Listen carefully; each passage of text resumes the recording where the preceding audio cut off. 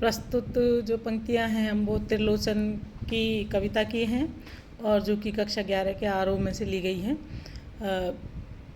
ये कविता और उसकी ये कविता शिक्षा के अंतर्विरोधों को प्रकट करती हुई है। जो कवि के पास सुंदर नाम के ग्वाले की एक लड़की चंपा है जो नटखट है, चंचल, उसके पास आ जाती है, लेकिन वो उसके द्वारा कवि के द्वारा लिखे गए यानी कविताओं या कवि के द्वारा लिखे गए अक्षरों को पहचानती नहीं है और उन दोनों के बीच में जो वार्ता हो रही है या जो कवि कहना चाहते हैं वो इन पंक्तियों में व्यक्त किया गया है। प्रस्तुत पंक्तियाँ। अभी तक आपने मेरे चैनल को सब्सक्राइब नहीं किया है तो सब्सक्राइब कर लीजिए और इसको लाइक कीजिए और शेयर कीजिए। चंपा काले अक्षर नहीं चीनती, मैं जब पढ़ने लगता हूँ वह आ जाती है, खड़ी खड़ी चुपचाप सुना करती है, उसे बड़ा अचरज होता है, इन काले चिन्हों से कैसे ये सब स्वर निकला करते हैं। चंपा सुंदर की लड़की है और सुंदर ग्वाला है, वह भैंसें रखता है। जब चंपा चौपायों को लेकर चरवाही करने जाती है।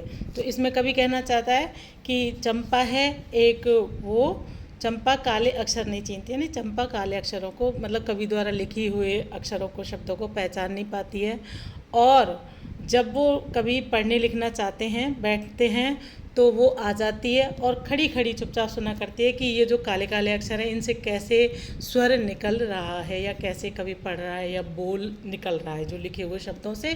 तो चंपा क्या है कि गाय भैंस से लेकर के आ जाती है। और चंपा है कौन, कवि इसके बारे में बता रहे हैं कि सुंदर नाम के ग्वाले की कन्या है जो जब कवि लिखने पढ़ने बैठता है तो चंपा आ जाती है और उनमें से कवि के पढ़ते हुए शब्दों को देखती है, सुनती है कि ये कैसे काले अक्षरों में से भी किस प्रकार के स्वर निकला करते हैं। चंपा चौपाए होते हैं जो जानवर, गाय या भैंस, बकरी, उसमें ये चौपाए जो जिनके 4 पैर होते हैं वो जानवरों के लिए कहा गया है। चंपा चौपायों को लेकर चरवाही करने आ जाती है, यानी चराने के लिए चल देती है।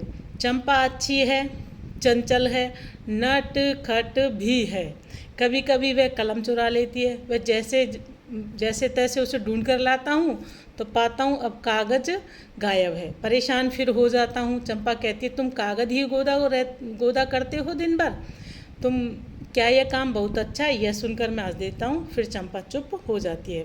कवि की ये अगली पंक्तियाँ हैं कि कवि की नज़रों में चंपा मतलब अच्छी है, चंचल है, नट खट।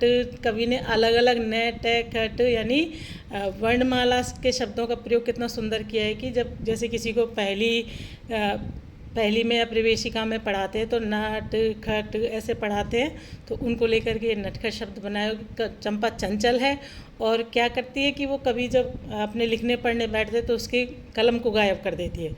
जैसे तैसे कभी कलम को ढूंढ करके लेके आते हैं तो उतनी देर में देखते हैं कि उनके जो लिखते हैं कागज़ वो पन्ने गायब कर देती है। कभी परेशान हो जाता है और फिर कवि से वो चंपा कहती है कि क्या पढ़ना लिखना बहुत अच्छा है, तुम हमेशा कागज़ों को ही गोदा करते हो। मतलब अपनी भाषा में बोलती, ग्रामीण भाषा में, कि गोदना जैसे हाथ पर या पाँव पर कुछ लिखाने को ही गोदना बोलते, तो कि तुम कागज़ों को गोदते रहते हो दिन भर, क्या यह काम बहुत अच्छा है।